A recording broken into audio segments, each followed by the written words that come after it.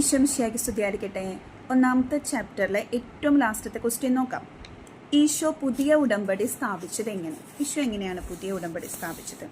Page number 13. അതിൽ blue കളറിൽ, ഏറ്റവും മുകളിൽ ബ്ലൂ കളറിൽ എഴുതിയിട്ടുണ്ട്. നമുക്കറിയുന്ന കാര്യമാണല്ലേ. പെസഹായുടെ രാത്രിയിലാണ് ഈശോ പുതിയ ഉടമ്പടി സ്ഥാപിക്കുന്നതെന്നൊക്കെ. അപ്പോൾ നമുക്ക് വായിക്കാം. അത് സമയത്തിൻ്റെ തികവിൽ ദൈവപുത്രനായ ഈശോ തൻ്റെ ജീവിത മരണ ഉത്ഥാനങ്ങളിലൂടെ ഉടമ്പടി യാഥാർത്ഥ്യമാക്കി.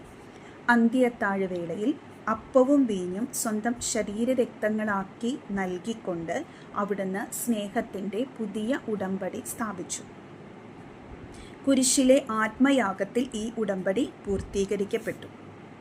ഓക്കെ, അത് നമുക്കറിയുന്ന കാര്യമാണ്. എന്നാലും ഒന്നുകൂടി പറയാം. അന്ത്യത്താഴ്വേളയിൽ അപ്പവും വീഞ്ഞും സ്വന്തം ശരീരരക്തങ്ങളായി നമുക്ക് നൽകിക്കൊണ്ടാണ് ഈശോ സ്നേഹത്തിൻ്റെ പുതിയ ഉടമ്പടി സ്ഥാപിച്ചത്.